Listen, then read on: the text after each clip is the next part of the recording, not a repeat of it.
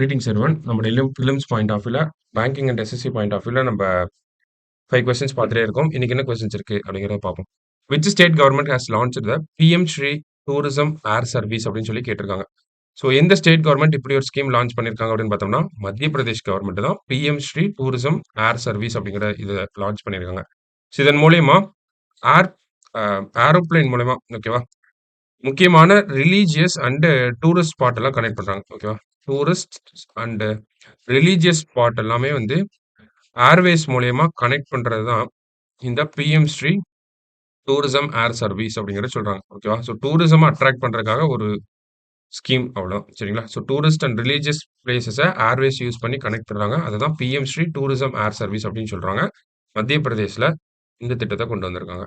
அடுத்தது Rajiv Tharanath, who recently passed away at the age of 91, was a renowned maestro of which classical music instrument அப்படின்னு கேட்டிருக்காங்க.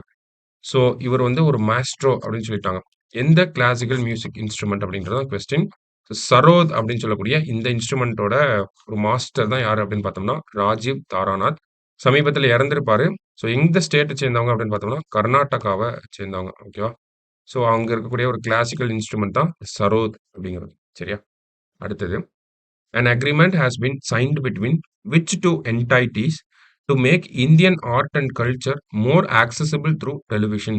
Indian art and கல்ச்சரை television மூலியமா access பண்றதுக்கு ஒரு agreement sign ஆயிருக்கு. யாருக்கும் யாருக்கும் அப்படின்னு பார்த்தோம்னா ஃபர்ஸ்ட் இந்தியன் ஆர்ட் அண்ட் கல்ச்சர்னு வரப்பயே Indira Gandhi national centre for arts எப்பயுமே வந்துருவாங்க.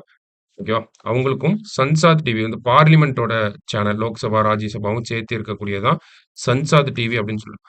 So Indira Gandhi national centre for arts and Sansad TV இவங்க 2 பேரும் தான் இந்த அக்ரிமெண்ட்டை சைன் பண்ணியிருக்காங்க. ஓகேவா so Indira Gandhi national centre for arts நடத்தக்கூடிய எல்லா ப்ரோக்ராமுமே வந்து சன்சாத் டிவியில் வந்து டெலிகாஸ்ட் ஆகும்.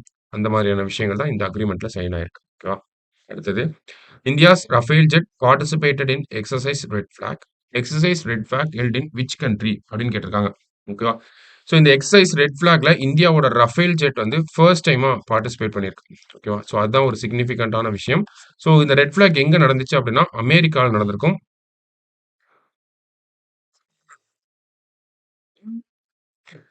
ஸோ அமெரிக்காவில் எங்க நடந்துச்சு அப்படின்னு பார்த்தோம்னா நமக்கு அலாஸ்கா அப்படிங்கிற இந்த ஸ்டேட்ல தான் நடந்திருக்கும். அமெரிக்காவோட அலாஸ்கால தான் எக்ஸசைஸ் ரெட் ஃபிளாக் அப்படிங்கிறது நடந்துச்சு. ஓகேங்களா ஸோ அடுத்தது India's first multinational air force exercise is named as அப்படின்னு கேட்டிருக்காங்க. ஸோ இந்தியாவோட ஏர்ஃபோர்ஸ் இது வரைக்கும் ஒரு மல்டிநேஷனல் எக்ஸசைஸை வந்து நடத்தினது இல்லை. நடத்த போறாங்க எப்போ அப்படின்னா ஆகஸ்ட் மந்த்ல வந்து நடத்த போறாங்க. ஸோ அதனுடைய பேர் என்ன அப்படின்னு பார்த்தோம்னா தரங் சக்தி அப்படிங்கிறது தான் அதனுடைய பேர். ஓகேவா ஆகஸ்ட் மந்த்ல நடக்கும். சரிங்களா ஸோ இன்னைக்கு ப்ரிலிம்ஸ் பாயிண்ட் ஆஃப் வியூல ஒரு 5 கொஸ்டின் பார்த்துருக்கோம். நாளைக்கு 5 கொஸ்டின்ல மீட் பண்ணலாம். தேங்க்யூ.